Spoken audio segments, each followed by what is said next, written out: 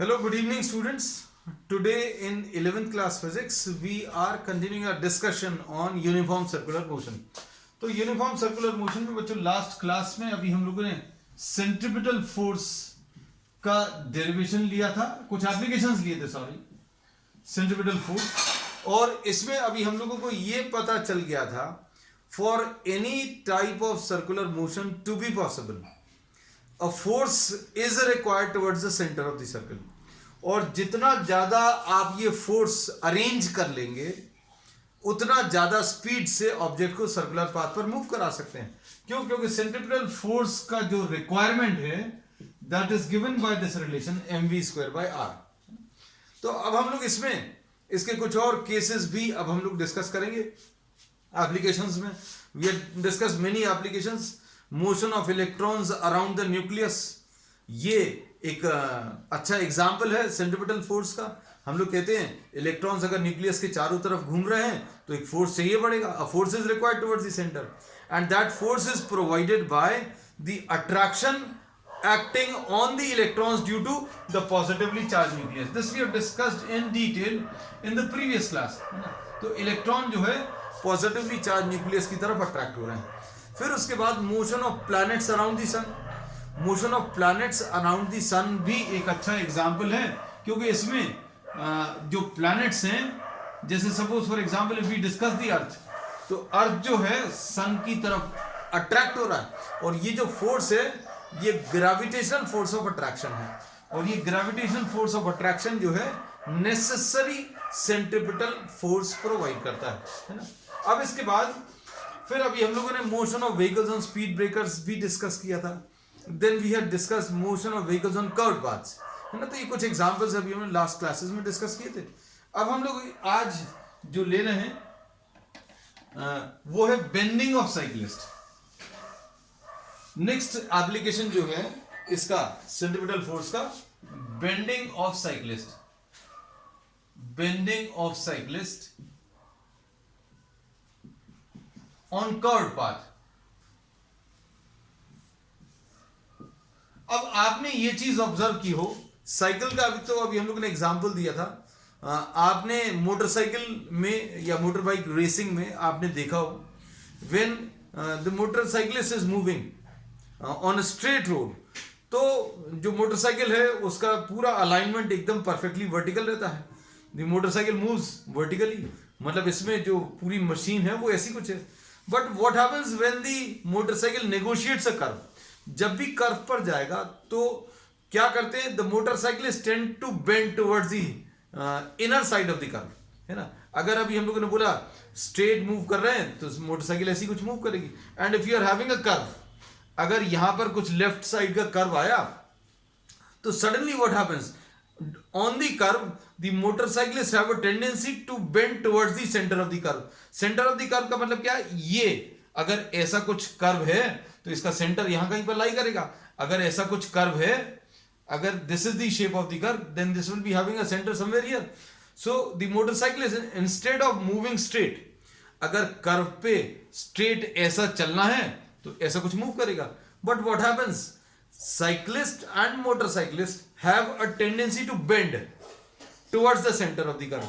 तो ये सीधा जा रहा था और ये पूरी की पूरी मोटरसाइकिल ऐसी कुछ बेंड हो जाएगी और ये ऐसा बेंड किया हुआ अलाइनमेंट में ये मोटरसाइकिल जो है कर्व पर मूव करती है ना। तो ये चीज बहुत प्रोमिनेंटली अभी हम लोगों को दिखती है कहां पर, मोटर बाइक रेसिंग में, है ना।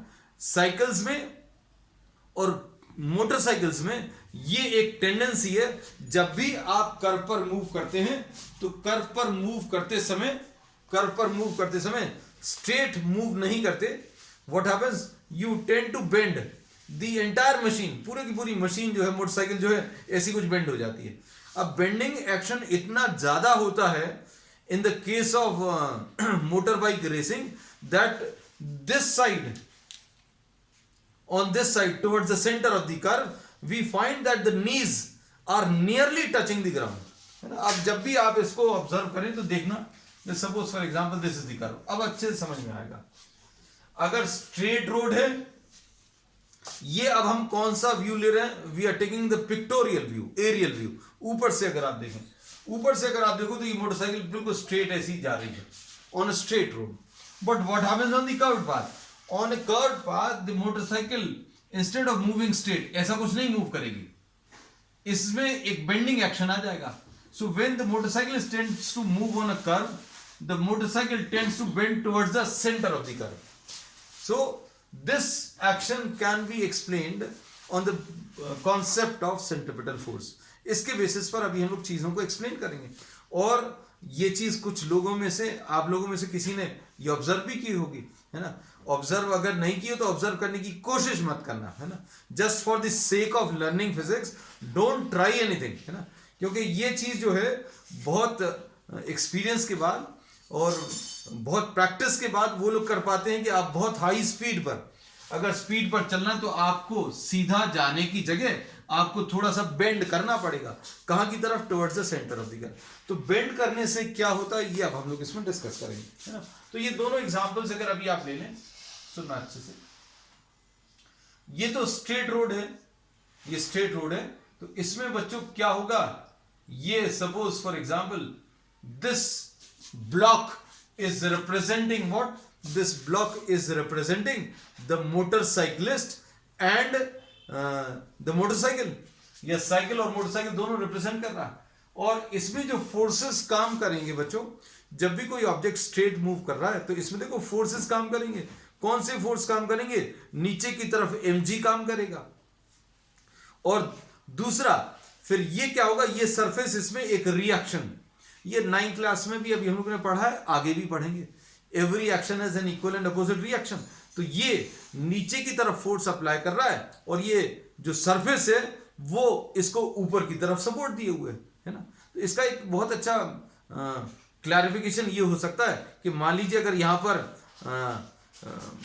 पानी होता तो मोटरसाइकिल उस पर क्यों नहीं चल पाती, रीजन क्या है. या सपोज कोई सरफेस जैसे ये पेन रखा हुआ है तो पानी पर अभी हम लोग नहीं रख पाएंगे, रीजन क्या है, क्योंकि mg नीचे की तरफ काम करेगा और ऊपर की तरफ इसका रिएक्शन नहीं प्रोवाइड कर पाएगा, क्या, वाटर सरफेस, है ना. तो अब हम लोग बात कर रहे हैं ऑन दी रोड सरफेस. तो रोड सरफेस पे बच्चों फोर्सेस कौन कौन से लगेंगे, एक तो नीचे की तरफ mg लगेगा और दूसरा बच्चों ये अभी हम बना दे रहे हैं, इसको थोड़ा सा इसको रब कर दें, ये नीचे की तरफ weight of the motorcycle plus the driver, है ना. तो weight of the motorcycle plus the driver कहां की तरफ काम करेगा, नीचे की तरफ. और ये वेट बच्चों क्या होता है, weight is represented by mg. Weight को अभी हम लोग किससे रिप्रेजेंट करते हैं, mg से. फिर दूसरी चीज क्या है बच्चों, दूसरा है इसका reaction, reaction of the surface. तो रिएक्शन ऑफ द सरफेस ऊपर की तरफ आएगा. तो reaction for every action there is an equal and opposite reaction, है ना. अब इसमें क्या होगा बच्चों, R और mg एक दूसरे को कैंसिल कर देंगे. R और mg क्या करने वाले बच्चों, R और mg एक दूसरे को कैंसिल कर देंगे. So we say that R balances mg on this straight road. R balances mg. R ने mg को बैलेंस कर दिया, है ना. mg को बैलेंस कर दिया या R ने W को बैलेंस कर दिया. अभी हम लोग कह सकते हैं जितना नीचे की तरफ वेट काम कर रहा है उतना ही रिएक्शन आ गया. अब देखो इस वाली रोड पर क्या होगा, जब ये कर्व्ड पाथ पर मूव करेगा, तो कर्व्ड पाथ पर जब मूव करेगा तो इंस्टेड ऑफ कीपिंग स्ट्रेट, ये सीधा रहने की जगह क्या होगा, ये थोड़ी सी इसमें बेंडिंग टेंडेंसी आ जाएगी. ये यहां कहीं पर बना ले रहे हैं बच्चों, है ना, इस इधर का डायग्राम है, ये ऐसा बेंड कर जाएगा कहां की तरफ, towards the centre of the curve, है ना. तो ये चीज अब आप ऑब्जर्व करना बच्चों, जब भी आप मोटर बाइक रेसिंग देखो तो अभी आप इसमें ऑब्जर्व करना कि मोटरसाइकिल जो है सीधे सीधे नहीं चलेगी ऐसी, है ना. What happens, the motorcycle tends to move on this curve by bending towards the centre. ऐसा कुछ बेंड करके towards the centre of the curve ऐसा मूव करते हैं. अब इससे फायदा क्या होगा बच्चों, देखो फायदा ये होगा कि नीचे की तरफ तो वेट काम कर रहा था, इसमें कोई दिक्कत नहीं है. इसने अब ऐसा जब गाड़ी चलाई तो रिएक्शन भी जो आया वो रिएक्शन इंक्लाइन डायरेक्शन में आया. रिएक्शन अब वर्टिकल नहीं आया, रिएक्शन बच्चों वर्टिकल नहीं आया, अब रिएक्शन कैसा आया, इंक्लाइन डायरेक्शन में आया। अब इंक्लाइन डायरेक्शन में आया तो क्या होगा बच्चों, इससे क्या आर और डब्ल्यू एक दूसरे को कैंसिल कर पाएंगे? तो आर और डब्ल्यू तो एक दूसरे को तब कैंसिल करते जब एक ही लाइन में होते, तो ये एक ही लाइन में तो नहीं है। तो इसने सपोज द साइक्लिस्ट, हम साइक्लिस्ट लिखते रहे बच्चों, मोटर साइक्लिस्ट अगर लिखना पड़ेगा तो अभी हमें थोड़ा सा ज्यादा लिखना पड़ेगा, है ना। और हेडिंग में अभी अपन ने साइक्लिस्ट लिखा तो साइकिल से ही समझा देना। So suppose the cyclist bends towards the center of the curve by an angle theta with the vertical. कितना बेंड कर गया? This is bend by an angle theta with the vertical. तो लो बच्चों ये थीटा एंगल से bend कर गया। अब क्या होगा, अब इसके दो कंपोनेंट्स निकाल लो। कंपोनेंट्स निकालने का बहुत सिंपल सी एक ट्रिक है, हमने जो आपको वेक्टर्स में बताई है, हम फिर से रिपीट कर देंगे क्योंकि यहां पर इसके कंपोनेंट्स निकालने पड़ेंगे। कंपोनेंट्स मतलब you have to make two parts, इसको दो टुकड़ों में ब्रेक करना है ना। One will be horizontal and other will be vertical, है ना। अब अच्छे से सुनना हमारी बात। अब इसमें अभी हम लोग क्या बोलेंगे बच्चों, ध्यान से सुनना।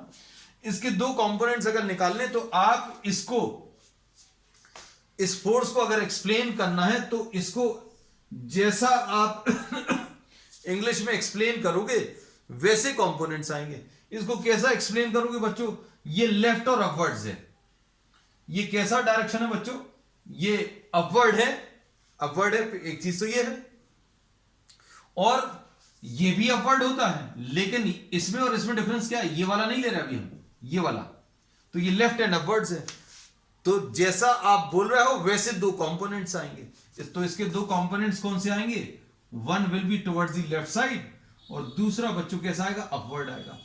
तो इसके दो टुकड़े कर लिए, दो टुकड़े जो किए उनका वैल्यू कितनी आएगी, तो अभी हम लोग बोलेंगे इसकी वैल्यू r cos थीटा आएगी, इसकी वैल्यू r sin थीटा आएगी। इसको भी अभी हमने याद कराया था, इसकी भी अभी हमने क्या बोला था कि भाई आप r के कंपोनेंट्स कर रहे हो तो r तो आएगा ही। जिसके साथ एंगल दिया है आपको, इसका वर्टिकल के साथ एंगल दिया, तो इसलिए जहां पर भी एंगल दिया है, वर्टिकल के साथ एंगल दिया तो वहां पर cos थीटा आएगा, और जहां पर एंगल नहीं दिया, इसका हॉरिजॉन्टल के साथ एंगल नहीं दिया, तो यहां पर sin थीटा आएगा। चलो अब क्या होगा, अब देखना अच्छे से। r cos थीटा ने बच्चों किसको कैंसिल कर दिया, r cos थीटा ने वेट को कैंसिल कर दिया। r cos थीटा ने किसको कैंसिल कर दिया, r cos थीटा ने वेट को बैलेंस कर लिया। क्यों, क्योंकि ऐसे में तो नहीं चल रहा ऑब्जेक्ट, ना तो ऊपर जा रहा है ना नीचे आ रहा है। भाई मोटरसाइकिल जब चल रही है तो क्या ऊपर या नीचे जाती है, नहीं जाती, मतलब ऊपर वाला फोर्स और नीचे वाला फोर्स दोनों बराबर होंगे। तो r cos theta has balance w। तो अब हम लोग इसमें ये बोलेंगे बच्चों r cos theta is equal to what, mg, पहली चीज। अब उसके बाद अगली चीज क्या है, अगली चीज ये है कि ये जो कंपोनेंट है, ये वाला जो कंपोनेंट है कहां की तरफ काम कर रहा है, टुवर्ड्स द सेंटर, ये सेंटर की तरफ काम कर रहा है। This is acting towards what, ये देखो रोड में जब आप चल रहे हो तो क्या होगा, इसमें ये वाला कंपोनेंट W को बैलेंस कर देगा, ये सेंटर की तरफ काम कर रहा है और जो भी सेंटर की तरफ फोर्स काम करता है that provides the necessary centripetal force. तो अब हम लोग बोलेंगे mv स्क्वायर बाय r, ये सेंट्रिपिटल फोर्स का रिक्वायरमेंट है। This formula gives you what, the requirement of the centripetal force, and this will be provided by what, r sin theta. ये किसने प्रोवाइड किया, r sin थीटा। बस ये दो चीजें अब हम लोगों को रिलेशन दे देगी। कौन सा बच्चों, r sin थीटा को आप r cos थीटा से डिवाइड कर दो, है ना। अब r sin थीटा को r cos थीटा से डिवाइड करोगे तो कितना आ जाएगा, mv स्क्वायर बाय r आ गया, और r cos थीटा की वैल्यू कितनी है बच्चों, r sin थीटा की वैल्यू तो रख दी, और r cos थीटा की वैल्यू कितनी है, mg। तो ये कितना आ जाएगा, इसमें m और m कैंसिल होगा तो v² अपॉन rg ऐसा कुछ आ जाएगा। तो इसमें क्या बोलेंगे बच्चों, ये r और r कैंसिल होगा तो tan theta will be equal to v² divided by rg। तो this relation will give you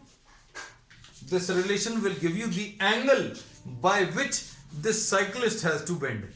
इस साइक्लिस्ट को कितना एंगल से बेंड करना पड़ेगा वो इस रिलेशन से मिलेगा। अब इसमें सोच कर देखो, अगर स्पीड ज्यादा होगी तो क्या होगा, if the value of v is large, v अगर ज्यादा है तो क्या होगा, tan थीटा ज्यादा आएगा। tan थीटा ज्यादा आएगा मतलब थीटा की वैल्यू ज्यादा आएगी, तो थीटा की वैल्यू देखो बच्चों ज्यादा आएगी। मतलब आप अगर कम स्पीड से चल रहे हो तो सीधे भी चल सकते हो, सीधे सीधे चल सकते हो, लेकिन अगर आप तेज चलोगे तो आपको मोटरसाइकिल को ऐसा कुछ कर्व अगर है तो आपको मोटरसाइकिल को बेंड करना पड़ेगा। और अगर कर्व ऐसा है, कर्व अगर इधर की तरफ है तो ये सीधा जाने की जगह अभी आप क्या करोगे, ऐसा कुछ बेंड करके टुवर्ड्स द सेंटर, अभी आप टुवर्ड्स द सेंटर बेंड करके ऐसे निकल जाओगे, है ना। तो अभी हम लोग बोलेंगे ये कितने एंगल से बेंड करना पड़ेगा। मान लीजिए ऐसा था, आपको इतना बेंड करना है कि इतना बेंड करना है कि और ज्यादा बेंड करना है। ये किसके ऊपर डिपेंड करेगा, v के ऊपर। So larger the speed larger is tan theta, and larger tan theta मतलब लार्जर थीटा, मतलब जितना ज्यादा स्पीड से चलेंगे उतना ज्यादा बेंड करना पड़ेगा। तो हम लोग जो गाड़ियां चलाते हैं, we are moving on a motorcycle, हमारी स्पीड नॉर्मली ज्यादा नहीं रहती, तो अभी हम लोगों को ज्यादा नहीं बेंड करना पड़ता। But in the motor bike racing you can now observe the change. अब आपको देखने का जो तरीका है, देखने का जो नजरिया है वो चेंज हो जाएगा। आपको पता चल जाएगा भाई ये मोटरसाइकिल रेसिंग में वो सीधे सीधे क्यों नहीं चल रहे, वो ऐसा इतना ज्यादा बेंड कर जाते हैं। क्यों बेंड करते हैं, because larger the speed larger will be tan theta.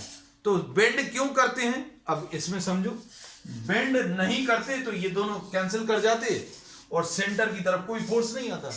अब अगर सीधा सीधा चल रहे होते तो ये r और ये mg कैंसिल हो जाते। आपने बेंड कर दिया तो क्या होगा, इसके दो टुकड़े आ जाएंगे, एक ये वाला और एक ये वाला, है ना। तो ये वर्टिकल कंपोनेंट mg को बैलेंस करेगा। एक फोर्स अब हमें सेंटर की तरफ मिल जाएगा, और सेंटर की तरफ जो फोर्स है वो किस में मदद करता है, it helps us in moving the object on the circular path. So bending of cyclist जो है बच्चों, अभी हम लोग इसी के बेसिस पर एक्सप्लेन कर सकते हैं। अब इसमें बच्चों अभी हम लोग कुछ प्रॉब्लम्स ले रहे हैं। आज का पहला प्रॉब्लम, और कुछ एप्लीकेशंस भी हैं, those will be discussing in the subsequent classes.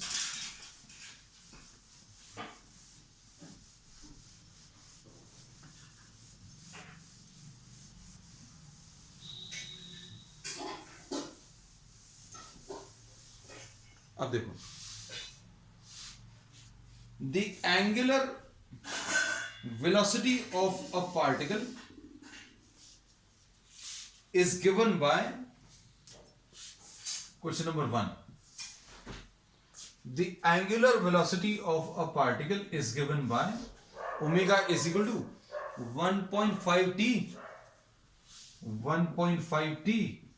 minus 3t square and plus 2 angular velocity is given by this relation। अब इसमें इन्होंने क्या बोला है, find the instant when its angular acceleration becomes 0,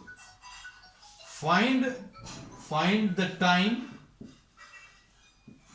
at which the angular acceleration बच्चों 0 है, हमें वो टाइम बताना है। तो ये बहुत सिंपल है क्वेश्चन। अल्फा क्या होता है, ये एंगुलर एक्सेलरेशन होता है। ये तो ये सॉल्यूशन लिख दें, नहीं तो मिक्सअप ना हो जाए। Angular acceleration alpha will be equal to d omega by d t. Acceleration क्या होता है, याद हो अगर, acceleration is rate of change of velocity. Rate of change of velocity होता है, तो वैसे ही एंगुलर एक्सेलरेशन ये अभी हम बता चुके हैं, लेकिन सिर्फ एक कंपैरिजन इसलिए ले लेते हैं ताकि ये रिवाइज हो जाए और ये कंपेयर भी कर पाए। अब इसमें आप क्या करेंगे, d by d t of omega, तो ओमेगा की वैल्यू रख लो ये कितनी है 1.5t minus 3t square and plus 2, ऐसा कुछ है। अब क्या करोगे, इसमें इसका डेरिवेटिव निकाल लो बच्चों। डेरिवेटिव कितना आ जाएगा, d by d t of 1.5t minus d by d t of 3t square plus d by d t of 2, ऐसा कुछ। अब इसके बाद अल्फा की value, this is 1.5 d by d t of t लिखा minus 3 d by d t of t square लिख लिया, है ना, प्लस 2 का बच्चों कांस्टेंट का जो डेरिवेटिव है, कांस्टेंट का जो डेरिवेटिव है वो 0 आता है, तो डेरिवेटिव 0 लिख लिया। अब इसमें बताओ t का डेरिवेटिव कितना आता है, तो t का डेरिवेटिव बच्चों 1 आएगा। x to the power of n या t to the power of n का बच्चों कैसे मिलता है डेरिवेटिव, ये n t to the power of n minus 1। अब माइनस 3 इंटू, अब इसमें देखो t to the power of 1 का अगर निकालना तो t n की वैल्यू 1 रखो, तो ये कितना आएगा 1 t to the power of 1 minus 1 यानी 1 t to the power of 0 यानी 1 आएगा, तो यही लिखा हुआ। इसका कितना आएगा, पावर को नीचे लिख लेते हैं, इसको ऐसा याद कराया था, और t का जो पावर है वो पुराने पावर से एक कम हो जाएगा, ऐसा लिख लिया।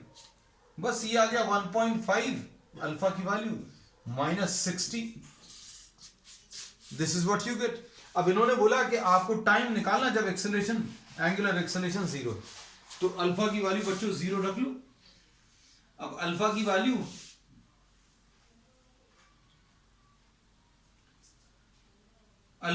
बच्चों कितनी आ जाएगी,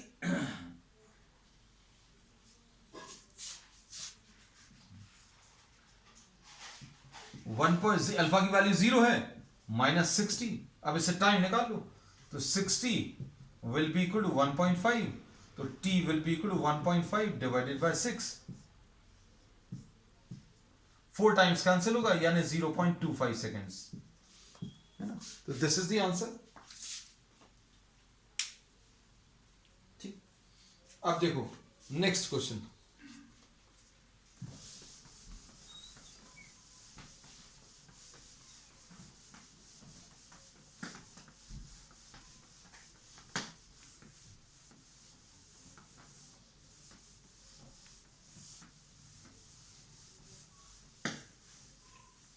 अब इसे क्वेश्चन नंबर 2 जो है आज का, अ cyclist is riding with a speed of 18 kilometre per hour.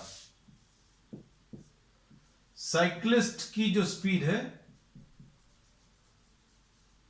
18 kmph kilometre per hour, है ना, और ऑन अ कर्व्ड पाथ, है ना, he is approaching on a curved path, on a curved path of radius, radius दिया हुआ है बच्चों, radius कितना 25√2 मीटर्स, 25√2 मीटर्स। ठीक, अब इसके बाद क्या दिया है, ही अप्लाइज ब्रेक्स। अब देखो बच्चों, ही अप्लाइज ब्रेक्स, अब इसने ब्रेक्स अप्लाई किए, है ना, तो ब्रेक अप्लाई करने पर क्या होगा, इसकी स्पीड कम हो जाएगी, और इसमें ब्रेक्स अप्लाई करने पर applies brakes and the speed reduces by speed कम होती जाएगी। ब्रेक अगर आप लगाओगे तो ये कम होगी, कितनी कम हो रही है 0.5 metres per second, reduces by 0.5 metres per second in every second. देखो बहुत जो काम की चीजें बच्चों अभी हम लिखते जा रहे हैं। determine the magnitude of his net acceleration,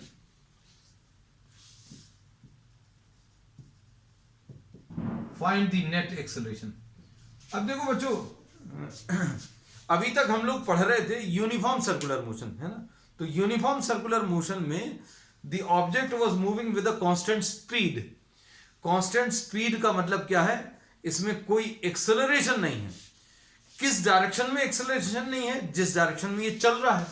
तो बच्चों किस डायरेक्शन में चल रहा है, तो अभी हम लोग बोलते हैं ये टेंजेंट के अलोंग चलता है। यहां पर ये टेंजेंट के अलोंग चलेगा, यहां पर ये टेंजेंट के अलोंग चलेगा।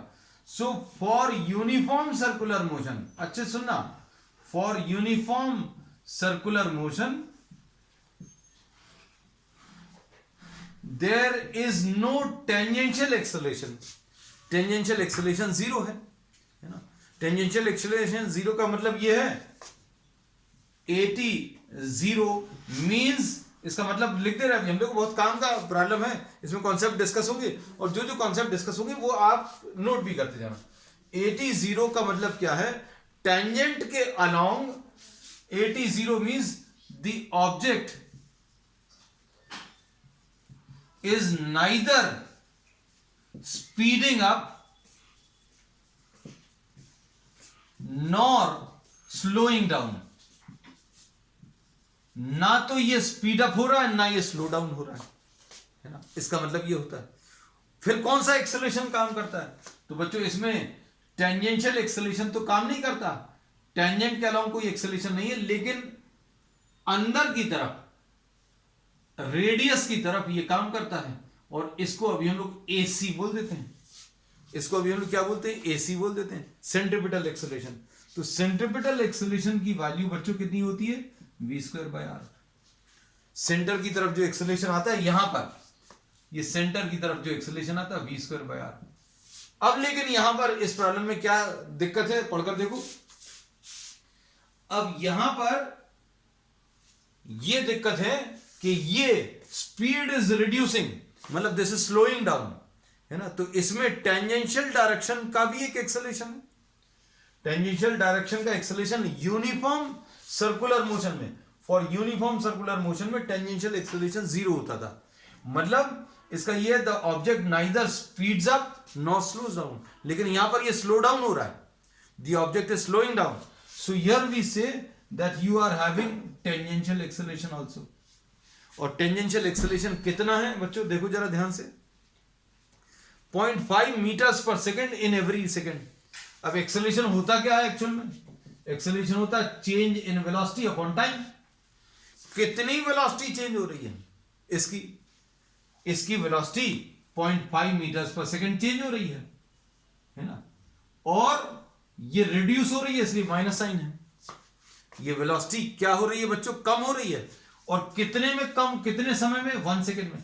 इन every 1 second the velocity is reducing by 0.5 metres per second. तो अब इसको अच्छे से समझना कि ये टेंजेंशियल एक्सेलरेशन बच्चों कितना दिया है, -0.5 metres per second square. Minus sign का मतलब क्या है, ये हम बता दे रहे हैं, आप लिख लेना। Minus sign means the object is slowing down. The object is slowing down कैसे पता चल रहा है, प्रॉब्लम में दिया है। प्रॉब्लम में दिया है the cyclist is applying brakes. Brakes कब अप्लाई करते हो, जब भाई टर्न आता है तो ब्रेक्स अप्लाई कर दिए, ठीक। अब उसके बाद एक तो ये वाला एक्सेलरेशन आ गया टेंजेंट के अलोंग, और एक सेंटर के अलोंग, है ना। एक टेंजेंट के अलोंग आ गया, AT जिसको बोलते हैं, ये देखो डायरेक्शन मार्क कर लेना बच्चों अच्छे से। एक टेंजेंट के अलोंग आ गया और एक सेंटर के अलोंग जिसको AC बोलते हैं। ये दोनों ही निकालने हैं और दोनों को निकाल के इनका रिजल्टेंट निकालना, ठीक है। तो अब हमने आपको सिर्फ इतने पूरे डिस्कशन में क्वेश्चन में क्या दिया हुआ है और क्या पूछा है वो समझाया, है ना। अब देखो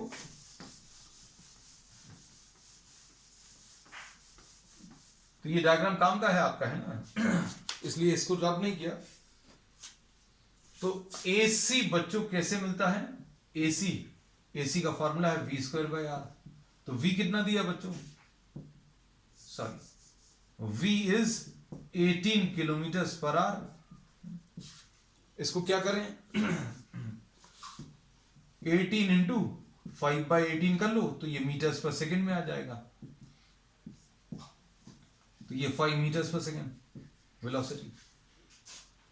अब AC की value v square upon r, v square upon r यानी 5 into 5 divided by r।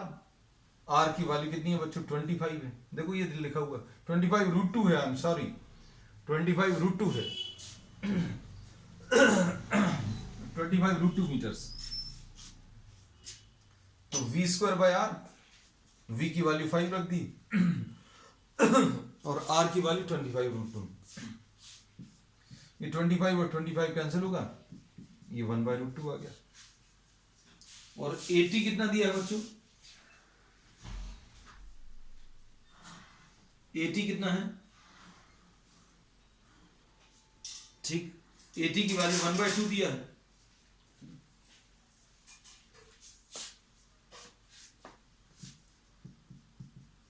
Eighty की वैल्यू -0.5 यानी -1/2 लिख लें। अब दो परपेंडिकुलर वेक्टर्स हैं बच्चों, ध्यान से देखना, इसको यहां पर बना ले रहे हैं। ये देखो बच्चों, ये एटी है और ये एसी है। एटी और एसी का जो रिजल्टेंट है वो कैसे मिलेगा? Under root of AT square plus AC square.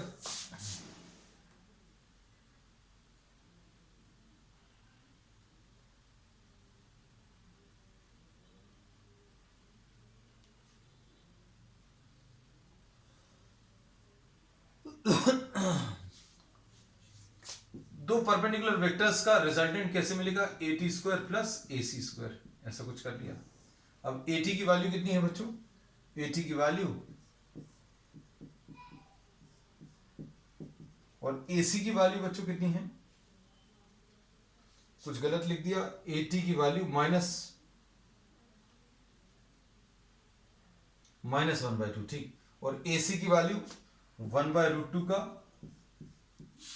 Whole square, ऐसा कुछ आएगा। तो ये कितना आ जाएगा? 1/4 प्लस ये कितना आ जाएगा? 1/2। तो ये कितना आ जाएगा?